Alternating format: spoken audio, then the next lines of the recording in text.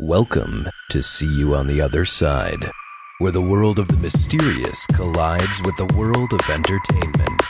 A discussion of art, music, movies, spirituality, the weird, and self-discovery. And now, your hosts, musicians and entertainers who have their own weakness for the weird. Mike and Wendy from the band Sunspot. Oh my God. I had so much fun at the Milwaukee Paranormal Conference this weekend. Oh man. And the reason I did too. The reason I had to say, oh my God, like that was because on Saturday night at 3:00 in the morning, we were watching Ghost Adventures. And Oh, that's right. And I feel like that's Zach Bagans' only line. He's like, oh my God. Oh my God. Yeah, that was fun because it was after we had played at the Milwaukee Paranormal Convention Jabberwocky's Ball. That's right. Which was their big party on Saturday night in the Alice in Wonderland Jabberwocky theme. And we got back to the hotel, ordered a pizza, and put the TV on, and it was a Ghost Adventures. Yeah, it was a Ghost Adventures. And the episode was where they were at the Viper Room in Los Angeles. So I thought that was very appropriate for our night. Yes, it was. So it was just fun. And the Milwaukee Paranormal Conference was a really good time. Allison kicked it off on Sunday morning with a presentation on Milwaukee 40ana. She rocked it. Yeah, she did a really good job. And she talked about things that are near and dear to my heart, like the HorrorCon haunting of 1987. And Theophilus Riesinger, the Appleton, Wisconsin-based exorcist who did he did like 20-some exorcisms. And so he's like an exorcist superhero. Yeah. And one other cool story that I hadn't heard before was about one of the priests who did the exorcism on the Richard Roe exorcism, which is the one that The Exorcist is actually based on, that happened in St. Louis in the 1940s. One of the priests there ended up dying in Milwaukee, and people have seen his ghost. Oh, that's cool. Yeah, and I'm like, oh, that's a fun. Like, it was just stuff. So I encourage you to see Allison's presentation at these Milwaukee and any of these paranormal conventions that she's speaking at. So shout out to her, and then shout out to Tobias from Singular 40, and he had a Chicago Mothman panel. Yes, and also shout out to everyone we met at our booth. Yes. Met lots of people, gave away lots of free See You on the Other Side buttons, and it was a really fun time, as it always is at these conferences, because you meet people who are interested in the kinds of unique topics that we love. Yeah, I really thought it was a good time, and it's always nice. See, this is the last paranormal conference we're probably going to go to this year, so for me, this is like, we're not going to see these weirdos again for a long time. Sad face. Yeah, so anyway. Well, we had fun in our panel, Mike. You did a great job leading the Haunted Road Trip panel. Thank you. Haunted Road Trip. That was all about places that you can go to like in the day, like driving distance from the Milwaukee area we were talking about. But Wendy was on it. Our friend Scott Marcus from whatyourghoststory.com. Shelley from the old Baraboo Inn. OBI. She talked about OBI. Wendy talked about haunts in Waukesha. Scott talked about stuff in Northern Illinois that people could visit. And I talked about stuff that you could see just if you were driving out to Madison. Right. And if you're in the Waukesha area, I will be guiding a couple tours coming up this Friday, the 20th and the 27th. Oh, yeah. And you can also go and see the other guide, Erin. She's awesome on the Saturdays. So there's lots of Halloween, we're still 2 weeks away from Halloween here. So let's not get carried away that just because we're not going to anywhere paranormal conventions this year. All the fun isn't over yet. Doesn't mean that Halloween is over whatsoever. That's right. Anyway, so it was a really good weekend. We played our paranormal set a couple of times. We had a handful of Sunspot shows this weekend as well, which was... Yes. Is always fun. Yeah, we did. We played with Third Eye Blind in the Wisconsin Dells last night. And that was fun. They had a really cool stage setup and everything like that. Of course, we come up like, we don't get to use their lights or anything. So basically it was a couple of flashlights on us as we played. And they had the full production. But I thought it was a good, energetic show, and we met a lot of nice people. So anybody that we met actually at the show. Yes. In the Dells too, shout out to you for being awesome. Shout outs to everybody. We got a shout out to everybody. Now, the shout out this week, our guest contacted us, met her through Twitter, and she's a paranormal author, and she writes books based on true stories. Some stories that she's investigated and reported, some stories that have happened to her and her friends. Ooh. Yeah, so in this interview, we go into the weird paranormal things that have happened to her and happened to people she knows. And then, like, we use our experiences and discussions as fodder for songs. She uses her experiences and investigations as fodder for novels. Well, after talking to so many people with so many cool experiences at these conferences, it'll be neat to hear an author's perspective and her experiences. So why don't we bring on the interview? Joining us today is thriller and supernatural suspense author L. Sydney Fisher. Her new book is called The Devil's Board, and it's inspired by true events. Welcome to See You on the Other Side, Sydney. How are you doing today? Hi, Mike. I'm doing great. Thank you. Awesome. Now, to give some context and everything, so I'm talking in Madison, Wisconsin. Where are you talking from right now? I am in North Mississippi. I am in Elvis Presley country, the birthplace of Elvis Presley. Ah, the birthplace of the king. All right. You haven't had any Elvis ghost stories yourself, had you? No, I wish I had some to tell. I wish you did too. He's great. We were just talking about, people seeing Elvis and stuff. That would be great. Well, now I will tell you that here in Tupelo, in the birthplace of Elvis Presley, people travel from all over the world because they claim that they do feel his spirit near where the birthplace is, and I have visited there many times myself, and I can understand why people say that. So it has a very nice feel to it. Okay, so. That is an interesting energy, though, that cult of celebrity, that people will come, they feel like they know Elvis. I mean, Elvis died when I was 1 year old, and I feel like I know Elvis. Well, he, and the funny thing about it, I hear people talk about him and they associate Elvis and where he lived and all with Graceland in Memphis, Tennessee. And I tell them, but you're missing a very important part of this man's life and his entire foundation if you do not travel 90 miles southeast, to visit the birthplace, because that's where it all started. And he was really just he was a very poor country boy, just a Southern boy. And once you visit here and you really get the entire message of his humble beginnings, that's when you start to realize what motivated him as an adult, his generosity, and all of those things. And Elvis was a very spiritual person. Oh, yeah. So, and when you get into learning about his life here, and he was brought up in a church environment, always, it just answers a lot of questions. It just it just makes so much sense. It's like connecting the dots. So I think that segues into something we're talking about, how where you were born, where you grew up, and that place in Mississippi where you are that had an effect on the king of rock and roll. What kind of effect did it have on a supernatural suspense author like yourself? Well, it's really, I always tell people, I do get asked that a lot, and I tell them, we're not born believing in ghosts. I just do not believe that anyone is born believing in ghosts. It usually, you're what you think about, or the way that your belief system is transformed by experiences, and mine started at a very young age. I will tell you, though, that I've always enjoyed writing since I was about 8 years old. Since, as young as I was at 8 years old, as soon as I could get a library card, I was in the library and I was checking out books. And for some reason, the whole paranormal thing, it drew you in? Yes, it drew me into that based on some unusual experiences that I had as a little girl and being around a family. The very first book that I had out was called The Haunting of Natalie Bradford. When I was around that family, and that story is based on, that is where I had my first experiences with the paranormal, or exposure to it. Let's go into that real quick. So let's set the setting. So when you were around that family, was this when you were, just decided to be an author or something? Or was this when, like, you were a kid and you had an experience and then later on you decided to write about? Let's kind of unpack and talk about. So if your first book, The Haunting of Natalie Bradford, you said? Correct. Okay.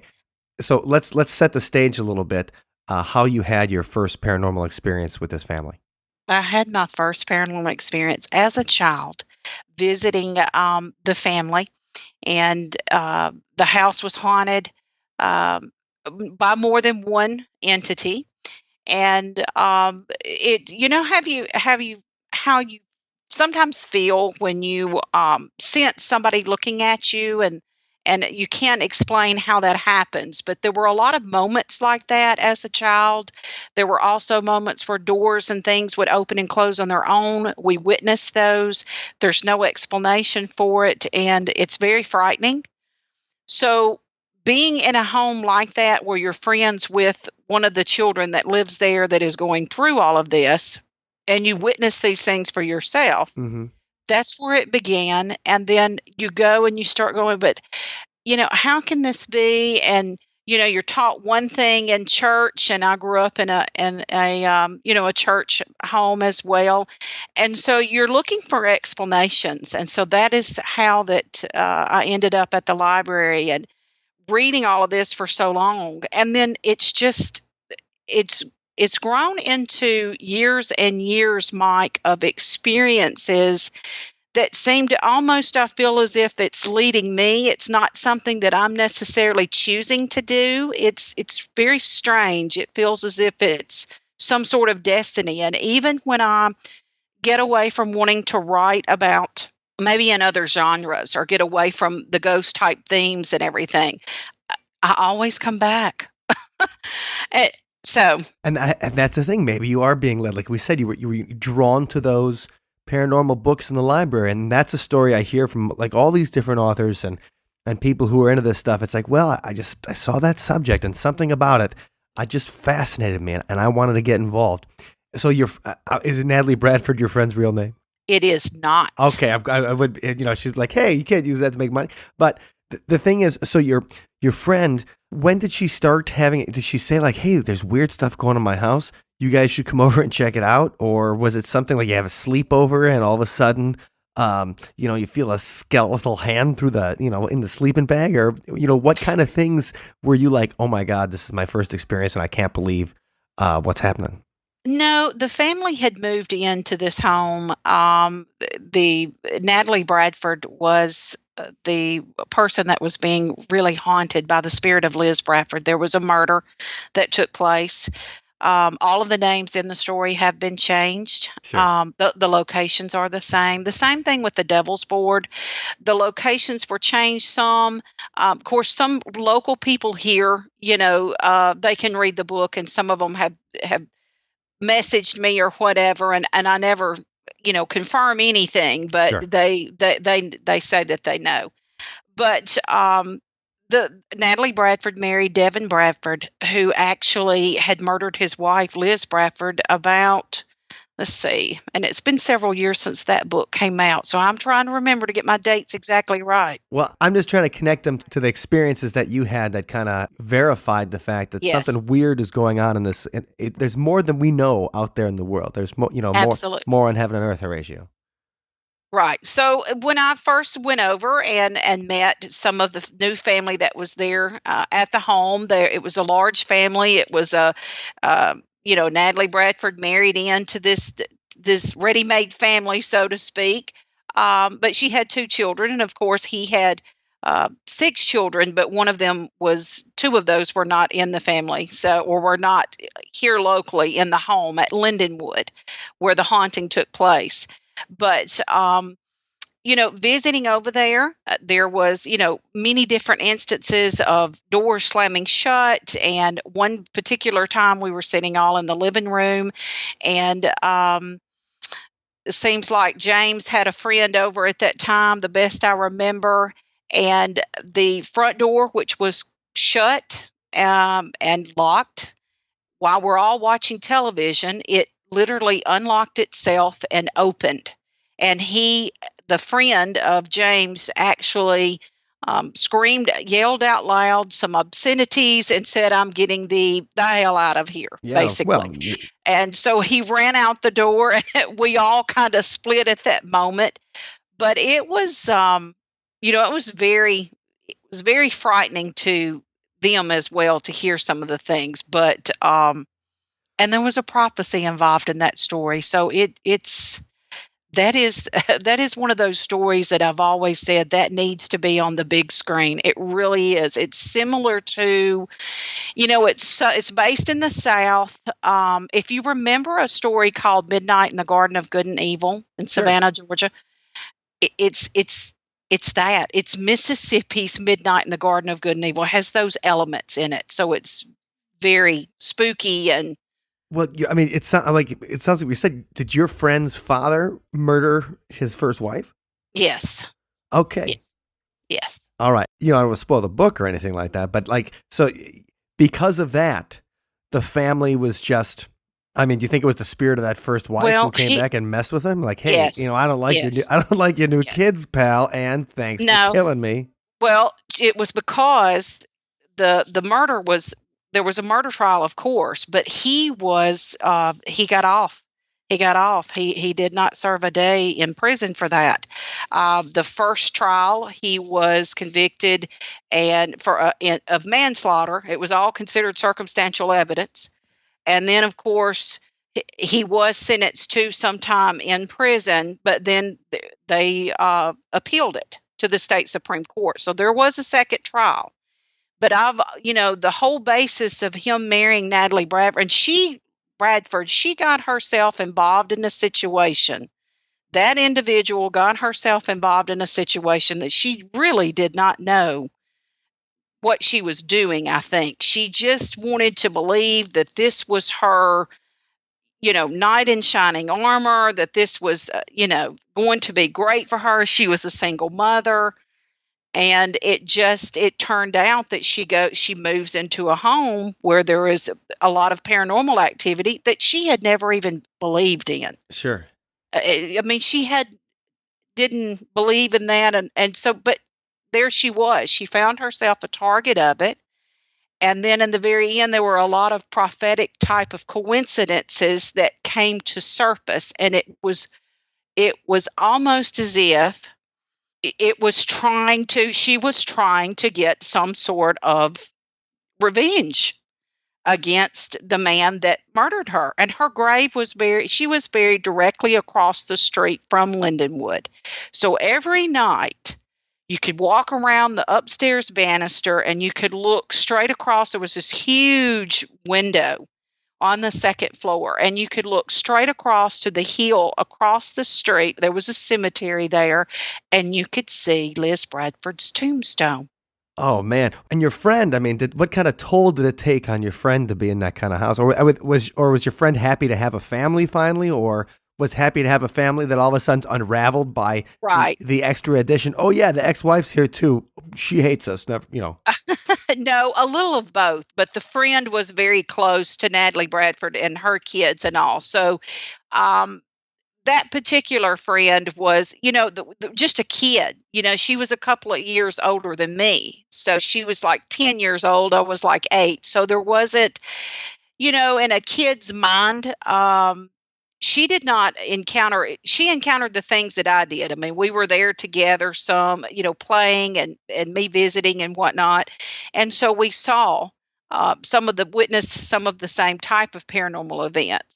But as far as the doors opening and closing and things like that, hearing voices, sometimes you would be downstairs in the den area and you could hear conversations. It was very, very, and it was always freezing cold. There was like 3 fireplaces in that home, and it was a large home, but never could get it warm. It was always cold. But anyhow, and her sister also had died a year before her mom was murdered. So there were people seeing full-bodied apparitions. It was insane. Well, and that's the thing. Like, most people, that would be their ghost story for life. Like you said, like, okay, I had this friend, whose stepfather ended up killing his first wife, and we think that first wife was haunting the house. And I saw some weird stuff when I saw doors open, and the people talked about seeing shadows walk through rooms or whatever, and weird noises. And that's one thing. And most people, that would be the story of their entire life. Well, it happened to a friend. Crazy stuff that happens when you're 8 years old. But you said that was the first of your experiences. When was the next time you experienced something? And then you were like, hey, maybe there's more to this. And, this is the second time I've seen something like that. Well, once that was, that particular experience was over and done with, and as I grew older, it's not like these type of paranormal experiences happen every day. And to Right. your listeners who have experienced the paranormal, they will agree that it doesn't happen all the time, but you may have yourself, been a witness to it over a lifetime. So, um, and I'm trying to remember.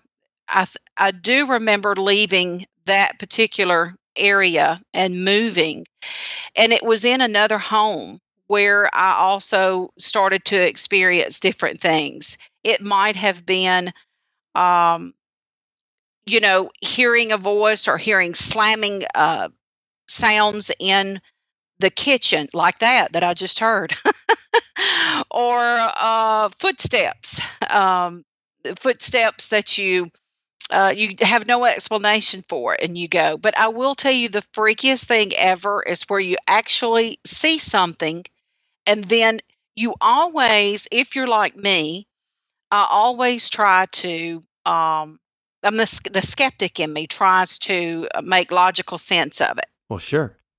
So I look for it, and I'm going, that just could not have just happened. I mean, as recently as in the last 3 or 4 years that I have lived in the home where I live. And it's so funny because I moved to this particular home and bought this home, and did not know the history of the area. That didn't come with the seller's report or anything like that? It was No, like it didn't. And it was so funny because footsteps? later, right. No, I actually started experiencing jiggling of the door handle in my bedroom door. And I couldn't sleep at night because I would hear somebody like twisting it, and I would wake up, and it was so alarming. I would get up and I would walk around with my gun, looking for somebody that might be in my house, and never did find anything. And then later, I started talking to some local historians and telling them the area where I live, and they were started to tell me some stories, and I'm going, oh my God, that all makes sense now. I'm living on what was once a Native American village, side of a village, not Okay. only once but twice in history. And some of the neighbors supposedly had dug up graves. So, maybe it's been, it's real hard to build a subdivision and construction in anywhere in America without bumping into something that used to be there. Right. And so, it happens.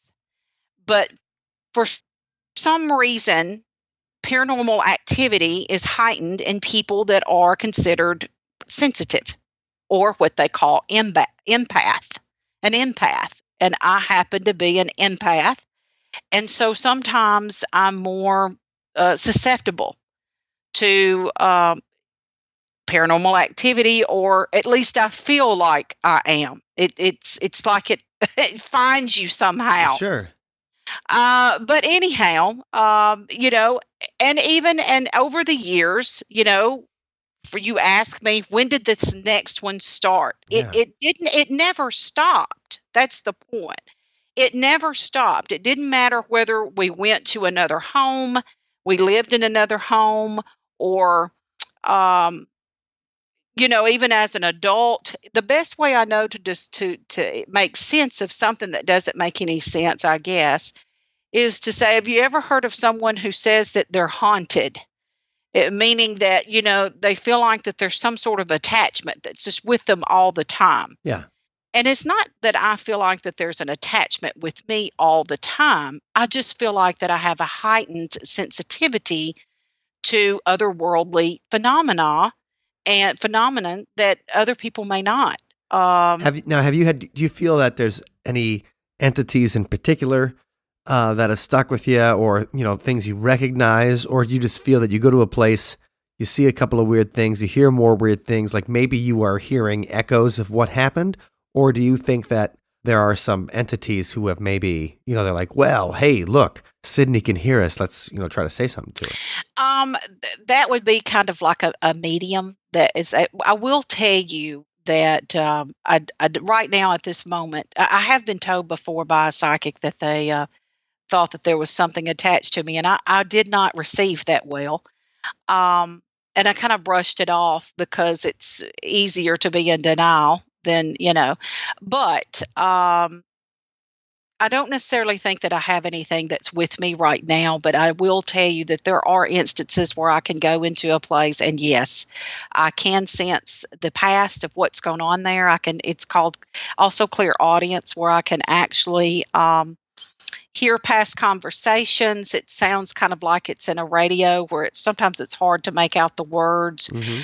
But there are times when, yes, I have gone into places and I can tell you what that person is wearing, what they looked like, details about their past and that kind of thing. So, but I should tell you this. When I was 15 years old, I had a near-death experience, one of those NDEs. Okay. And I was in a car wreck, a very bad car wreck. I was on my way home from babysitting a lady's children that I went to church with, and I had never traveled on her road. This is, like I said, this is rural Mississippi, so this is very different than other places in the U.S. And so, the road that she lived on had these little country farm bridges without any rails on them.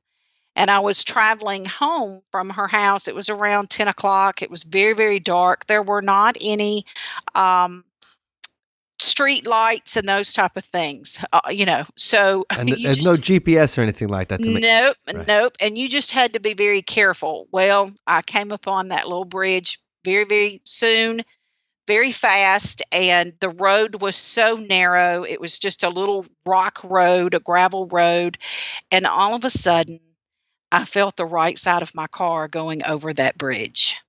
I had no time to stop, to swerve over, nothing. And, the weight of the car turned upside down, and it fell 30 to 40 feet. Oh, man. Into water or like? Into water, into a small country, a little creek that was only about probably 5 foot deep. But when your car is submerged upside down and you're hanging upside down, the water comes in very quickly. So all of the windows were broken in the car. I had no time to take a breath, and all of the water rushed in very quickly. And I opened my eyes, couldn't see anything, of course, because you could feel the sand from the red mud. You've heard of Mississippi red mud clay dirt? Oh, sure. Well, yeah, it was all around me. So it was swirling everywhere. So I was just, I was drowning immediately. So, had the near-death experience, felt my soul leave my body, witnessed the same tunnel, the same vision of light, all of these things that you've read about. Now, did you have the near-death experience like while you were in the car, or was this at the hospital later? Okay, so. Oh, no. So we're driving on the bridge. The right side of the car goes over the bridge, falls 30 to 40 feet. You're upside down. Oh, yeah. The car is 5 feet in the water, stuck in the mud. The water comes in. You start drowning. Now, is it the water or what do you think is killing you? Is it the water, or is it a concussion, or is it? No, it's because I'm drowning. So you can't. I'm underneath the water. I cannot breathe. I can't open my mouth. And so I'm drowning. And anyhow, it all happened very, very quickly. But after that particular incident happened, I felt like that special abilities that I may have had, sensitivity or whatever, being an empath, being a clairvoyant with multiple different abilities, I did feel a sense that was richer or more heightened, we'll say, after that particular incident. And and this is something I've heard repeatedly from people that have had near-death experiences. But so when you went over, so if you saw the tunnel, you saw the light, you got over there, what happened once, you got to that side? Well, I was traveling in the light, and I heard, I felt my soul leave my body. It's felt kind of like a vacuum. It's real weird. If you've ever had a fainting spell, Mm-hmm. it's that type of sensation, and where you just feel like you're being just sucked completely out of your body. But I had that sensation, and I was in this just standing in this just enormous, enormous light. Unlike it, there are no words to describe it. I could tell you that it's like the sun, but it's 10 times brighter than the sun. Okay. Except it does not hurt your eyes. And you feel completely bathed in it. It is pure, absolute, the purest form of love, if you can imagine that. And there was a voice. I was a little bit confused. I turned around and looked at my body in the car in the creek, and this male voice came out of the light and said, "Just walk toward the light." And I stood there and I was torn. I was going, but I'm leaving, my brother, my mother, my dad. Well, and you're 15 years old. You don't want to be dead yet. Yeah, yeah. And so at that moment, when I had that reluctance, at that moment is when I felt my legs were free. I was pinned under the steering wheel. The car hit the bank of the creek so hard that it knocked the odometer back 10,000 miles. And there were huge welts that were about 10 inches long on both of my thighs where I had the impact of the car and me, slamming against I was upside down, but slamming against the steering column.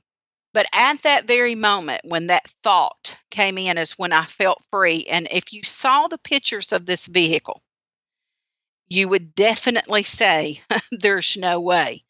Because it looked like it had been in an impounding, in an impounding yard where they just flattened the cars. That's what it looked like. It looked like a pancake. So do you think you got some kind of assistance in getting out of there? Oh, yeah, definitely. Definitely. I washed out. We think possibly that my body may have washed out one of the windows. And I was, and it was a race to the top. But I actually, there for a moment, because the moon was so bright and was shining down on the water, I thought that I was a ghost at that moment. Literally, I finally reached the top of the water, and I was busting out trying to breathe, and gasping for air and everything. And it was so bright. I was going, of course I was crying. I mean, it was horrific. You just died. Yes, I just died. That's a good reason to cry. People cry over a lot less stuff than that. But I literally thought, oh my, did I die? Am I a ghost? Did I die? I don't know. I'm here. So I'm looking around and I'm definitely here, because things are starting to hurt and I'm starting to feel pain.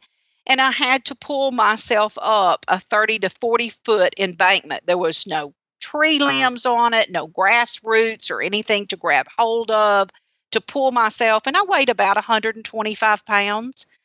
And so I used my fingers, my fingernails to dig into the side of the bank and to pull, because my shoulder felt like, I thought that maybe my arm was like hanging off of my body. It was, oh man, it was hurting really bad. And so I did this and managed to get up the embankment and just laid in a field for just a minute, just to maybe 5 minutes, and cried and breathed and that kind of thing, and was thinking, oh my God, how am I going to walk back to this lady's house, and all those type of things. So when I did make it back to her home, she thought that she was looking at a zombie when she opened the front door. When she opened the front door, and all of my fingernails were just, blood was just pouring from my fingers, from my face was covered in blood. And the one thing that we never could figure out is even though I got out of the creek alive and I was drowning, as far as I mean, I obviously did not open my mouth or take in water, or did I, or what exactly happened? Because I kept asking her for a mirror, and she didn't want to give me a mirror. And I said, please, I need a mirror. Please give me a mirror. I want to see, I could feel something around my mouth. And there was a leech attached to the inside of my bottom lip. Oh, Yeah. So, um, did I actually take in water during that incident or no? right. Don't know, You took in a but leech. I took in a leech. A Yeah, that's leech. something. Well, now, That's gross. did that now experience? You know, had a near death experience. I mean, that's going to change anybody's life. But has that made it into any of your books? Like, did you have any of your characters had to experience the same kind of thing? I have not. I have not written about that. Mostly what I've written about up to this point has been ghostly encounters. There was so many of those stories to investigate and to write about, and I have a long project list to go. But I will tell you that starting next year, I do want to write about a different angle of supernatural suspense, and it would be along those lines of what I experienced. So um, when I start writing about some of my own personal experiences, it as a writer sometimes, and you may have talked to others as well. It You become raw, and you really have to relive certain moments, and sometimes it's rough, and but anyway, so I'm trying to prepare myself for possibly going in that direction in the next few months, because people have asked, and they want to know more about that. They want to know how that change has changed my life, and those type of things, and it really has. Well, sure. Well, that's something where they say write what you know, and if you know about a near death experience, like most people, or even things that kind of trauma, that kind of accident. You know, most people haven't been in a life threatening car accident. Most people haven't had a chance to glimpse something. Most people, like my house might be full of spirits right now. I can't see anything. So, so I would not be. I'd write about that from the perspective of pure fantasy, because whatever would be coming from my head would be conjecture. Have you had anything in your, like we talking about sensitive or empathic, when you've had those kind of or clairaudient experiences? Has that anything you've seen or a conversation you've overheard, or maybe an entity that you've communicated with, or has that inspired a character or anything in any of your books? Um, Not really, but I will tell you something that happened. Well, now let's see. Anybody that I've seen. Now, we'll tell you. Now, let me back up. All right. The haunted history series that I started. It's just a little haunted history narrative. It is where I've researched certain locations that are haunted, and I've done a lot of historic research on it. There have been times, now you will see some of those, you may see some of my referencing of those particular entities in that series. There's Okay. volume 1 and volume 2. I will tell you that volume 2 that just came out a few weeks ago, I almost hung my hat up on the ghostly type of thing, because there was a location that I did do a little bit of research and visited, and there is something there that is not it's non-human, which means it's not necessarily a ghost. A ghost is the spirit of someone that once walked the earth in human form. Right. But what's going on over there is not human, never has been human, and it took me about 3 days to get over just being there. And oh, it was awful. And of course, the people that owned the property that lived there, she contacted me and asked me if I would mind going back and go inside the home, because I was just doing a perimeter sweep Sure. and just meeting with. I declined. Oh, I absolutely declined, and there's just no way. The minute I stepped onto the porch of this place, I mean, I can still see it in my mind talking to you about it. The elderly woman, that the vision of her, but she was taking on a human type, you know, impression or appearance, but it was anything but that. And then they had lots of other things going on. They had the shadow person that would stalk you day and night. So I was done. sure. What do you think that old woman was? Or, I mean, what was it? Was it malevolent? Yes, yes, yes, absolutely. And the place had there had been death at the place, not once but twice within the last couple of years. One of those was a murder. The other was a suicide. So it already had some really negative energy there. And And what do you tell those owners? Something like that. You're like, hey, this might be a good situation for you to default on your loan, or this might be a good situation for well, you to get the hell out. they don't live there anymore. They've been gone for a long time, and they contacted me wanting me to they just wanted to see if I, you know, a lot of people contact me because they're curious and they want to see if I pick up on things. And it's frightening at times when I go to a place and I'm picking up on certain things and I'm sending this person messages and then she's confirming it right in the middle. Both of us are typing at the same time. So there's no way that we have a chance to, give each other information. So I'm hitting the button on the messenger, and as I'm hitting my button, she's hitting her button, and there it is. And you just can't believe it. It's just amazing. But I will tell you that there has been a very joyous incident where I was able to help someone who was grieving very bad and who had been grieving for the last couple of years pretty heavily over a family member that had passed away. And I ended up meeting with that person, and I was able to communicate with a deceased relative, and it was very nice because she has some peace, and she really needed that peace.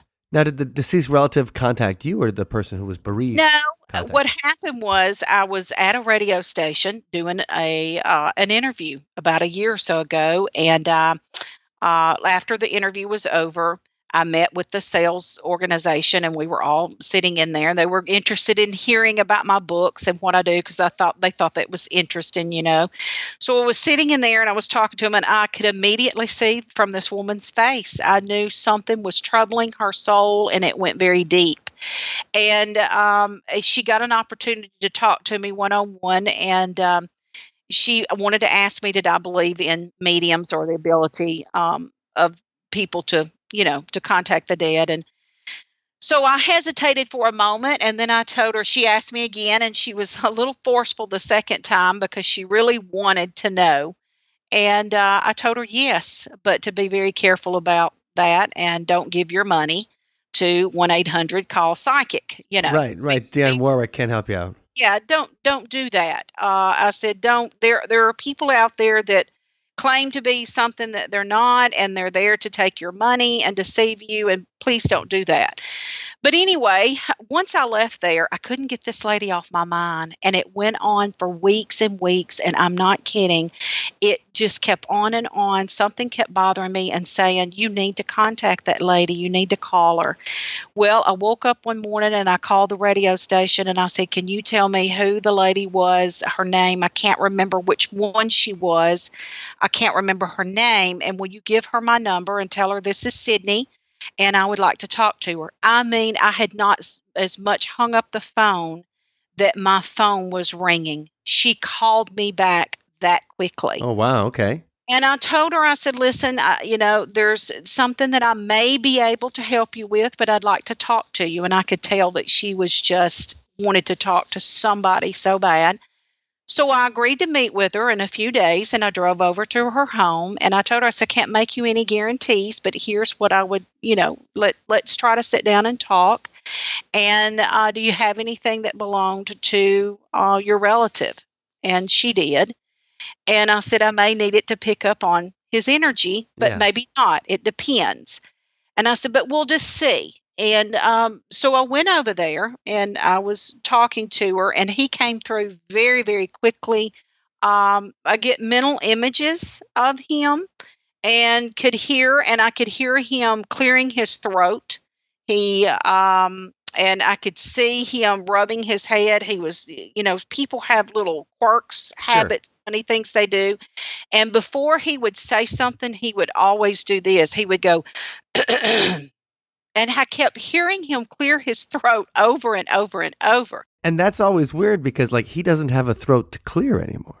No, but I could hear, and it's residual energy, if you want to, call it that. But it's really strange. But how it works, and and I told her, I don't ask me how that this happens because I can't explain it. I really don't know. But I said there's things, and so anyway, she said, I said, why are you still? What is causing you this pain? She said the night that he died, he had called me and told me, I really like to see you. There's something I want to tell you. And I want you to come over to see me. And she says, oh, well, I can't right now, but I'll come over Sunday. Well, he died that night. Oh. And he had Parkinson's. And she says, I have not forgiven myself for this. And it is just killing me. So, I didn't know all of the details. I just knew that something would not leave me alone until I contacted her. And even though we're still in contact with each other, and she told me after that was over, and I spent about an hour and a half with her. She told me, she said, do you know, I have not been upset and crying and all that. She said, you just don't know what I've been through for the last 2 years. I said, I said, I can imagine. So there are good times when I feel like that I'm able to help someone, but like I told her, I can't make you any promises, but I'll try. Yeah. But he wanted, it was as much him as it was her. The man that the relative wanted to contact, he wanted to communicate with her because he knew she was grieving. She's blaming herself. She has this horrible guilt that she's dealing with. So that was a very nice moment for me on the flip side of dealing with the paranormal or the supernatural or the unexplained, however you want to define it. Well, have you ever get annoyed with like friends who were trying to do that? Who were trying to say like, hey, can you try to talk to my uncle, Jim or whatever, and tell me where he buried the gold? Nah, I just laugh. Okay. I just laugh and tell them it doesn't work that way. Because if it really worked, if it was that easy, I wouldn't tell you where the gold was. I would go get it myself. Right. There you go. That's a good way to put it. Like if you could do it, like why, I'm not telling you. I'll go get it myself. That's absolutely right. So, okay. So if they want to read about that story where you encountered the malevolent energy, that's going to be in the Haunted History series? Yes, that's volume 2. And then this newest edition that's just come out, The Devil's Board, is a book that came out a few weeks ago. It hit number 1 on Amazon very quickly. Right. I was proud of that. It's a Ouija board story about some kids that got to playing with a Ouija board back in 1987 at a community college. And, what started out as a game turned into something completely different. They ended up contacting a malevolent spirit. And I don't want to give away the end at all, but I will tell you that it is inspired by true events. All the names have been changed.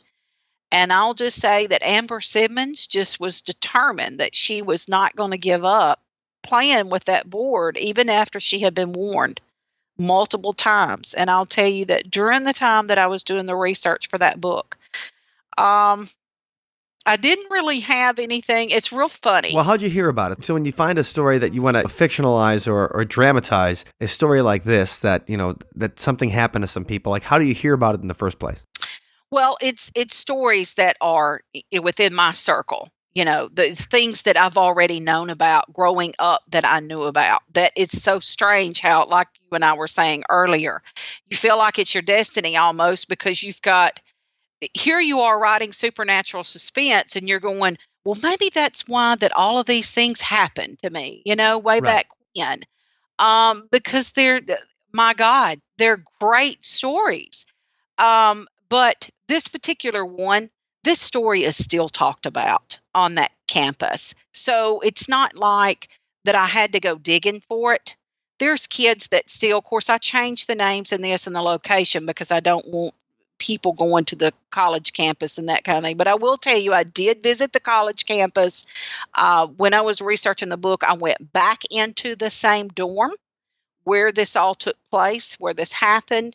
Is it like a campus so is it by you, or how did, like, when you said the stories in your circle, is it something where one of your friends was like, you could not believe this crazy thing that happened to me in college, or, I heard, they come in, they say, No. like, so where did you hear about the story in the first place? Like, Well, I was on the campus myself at one particular time at a much younger age, so I knew of the story. And then, of course, I had to do lots of research into it in order to write about it. But as far as the kids that were involved, I call them kids, the students young right. adults that were involved in this, they went on, and then there's an epilogue in the book that tells you a little bit about how they moved on in their lives and that kind of thing, what happened to them after this. But it is a place in the South. And I did visit the campus and interviewed several people. Now, when you're writing a story that takes place in the late 1980s, you find yourself trying to put in like cultural references and things like that. Like, is somebody like a huge, like, I guess 1988 or 1987, would somebody be a huge fan of Duran Duran or something? Like, what, Right. like, how do you set the stage for 1987? Well, the hot thing then was Whitesnake. Whitesnake, Still of the Night was one of the biggest, Sure. It was a top 40 hit. You remember. Oh, You remember. I know that song. Right. I mean, you're probably younger than me. I believe you are, but you remember the song, I'm sure. And Tawny Kitaen, who was, what was his name? Well, Tawny Kitaen was married to David Coverdale. That's it. Yes, and he was the lead singer of Whitesnake, but that was that era, and and Witchboard was she was one of the lead actresses in Witchboard, which was a Ouija board story, and that was big during that time. So it's no wonder these kids were playing this. These young adults were doing this. That's funny because a couple weeks ago, or about a month ago now, I was at the Michigan Paranormal Conference, and I met Robert Murch, who does he's got his like Ouija board museum, and he had a little display out, and he had one of the Ouija boards from Witchboard, and I made some snarky Wow. I made some snarky Tawny Kitaen joke, right? And he's like, oh, she's actually very nice.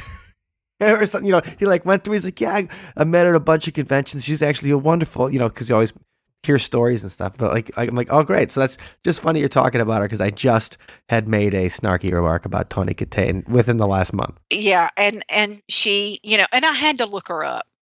When I started doing this research on this book, I had to look her up because I remember Witchboard was one of my favorites, and I just loved Whitesnake and all that too. Oh yeah. But you remember, which you probably don't remember, but Friday the 13th there is a scene in The Devil's Board with Spencer, who is the atheist young adult kid student in the story. And it's so funny because Spencer was in real life, he was a character, but and I mean that in a fun type Sure. of way.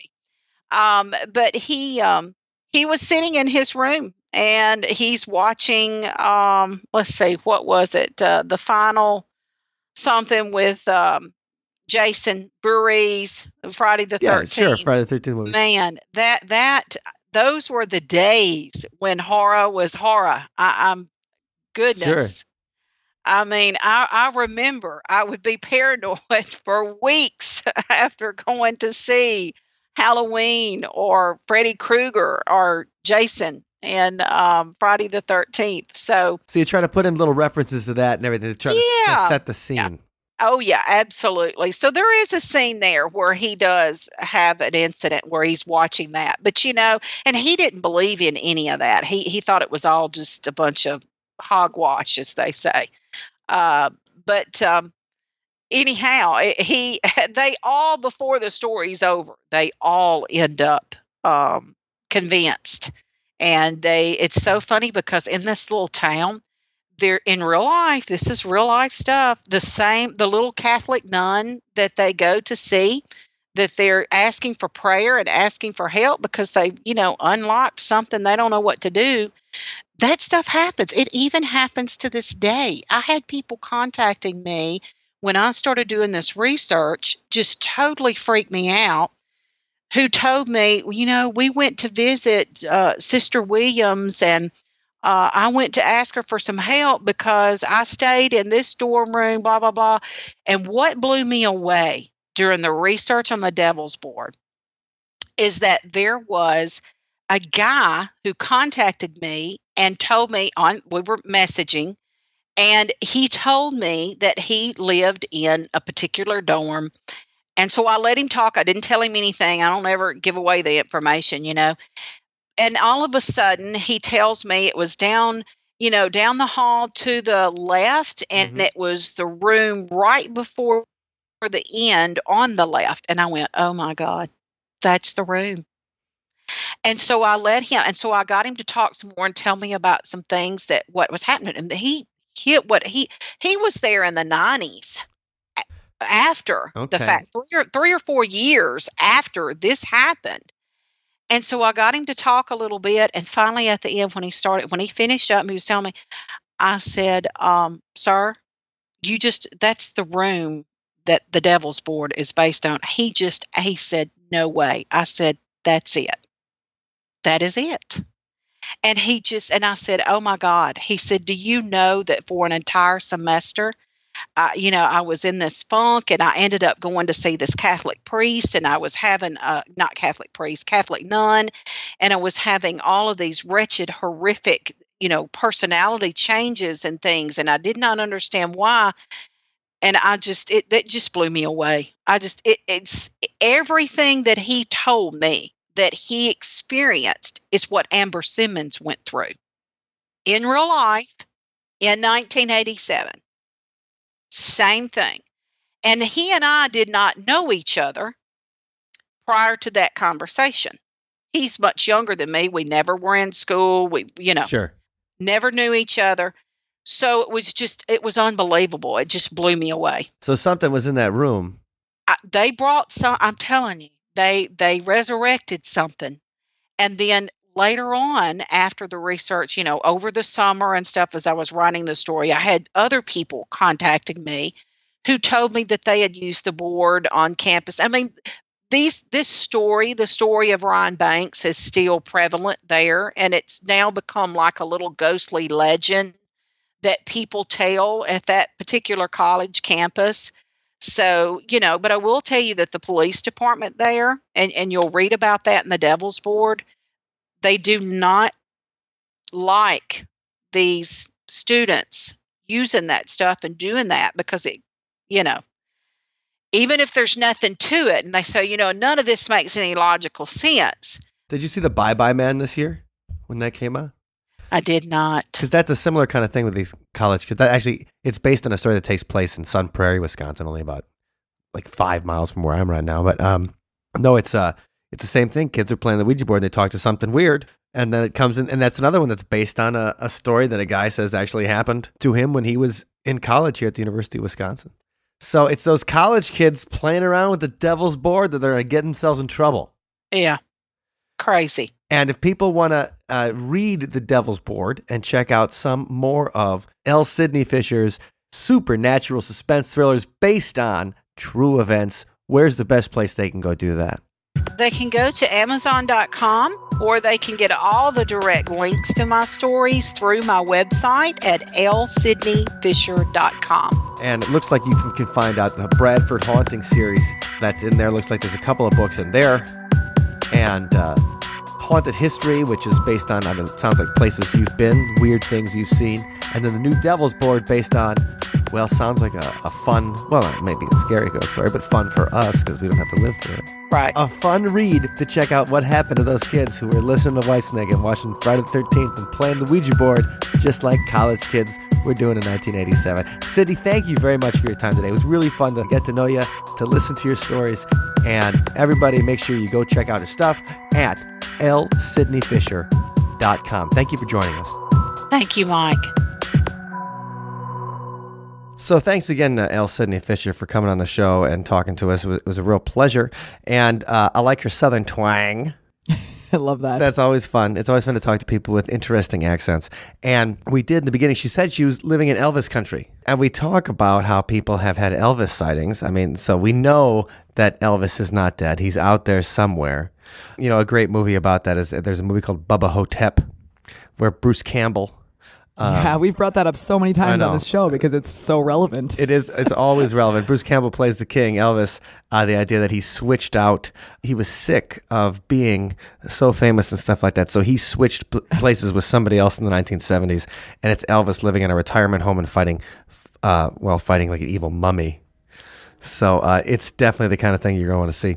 Anyway, so that was the inspiration, not Bubba Hotep, but the inspiration behind the song was actually the real sightings of Elvis that people had after the king had passed away.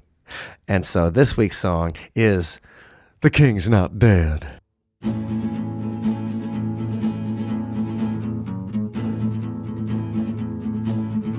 Well, the king's not dead, baby.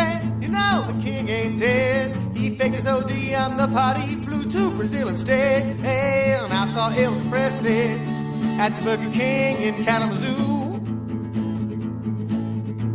He just wanted some peace and quiet and a double whopper too. Yeah, the king's not dead, baby. Hell no, the king ain't dead. He's on borrowed time because of organized crime after Nixon made him a fed. Yeah, I saw Elvis Presley as an extra in Home Alone. Well, a sweet turtleneck under the beard he had grown. Now give it to me.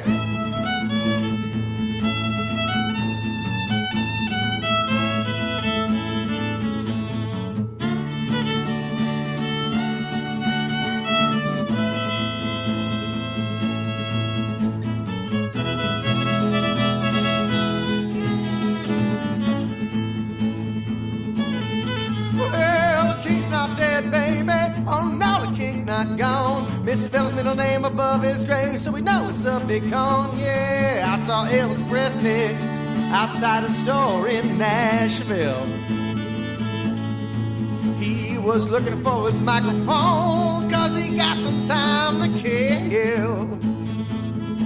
Don't you know that I saw Elvis Presley riding on a unicorn? Doing karate kicks with Bigfoot, saying, it's alright, mama, you don't have to moan. Oh, not anymore. The king's not dead. Thank you for listening to today's episode. You can find us online at OthersidePodcast.com. Until next time, see you on the other side. We can't forget him. We never forget him.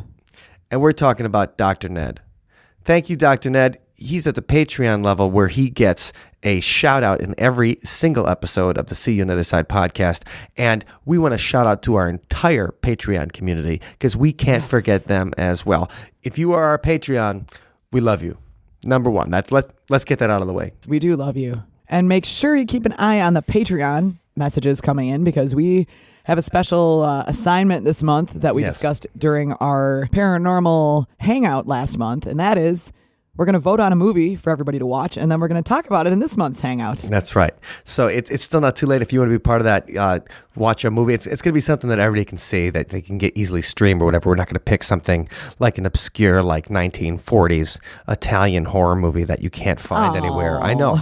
The film snob in me really wants to do that.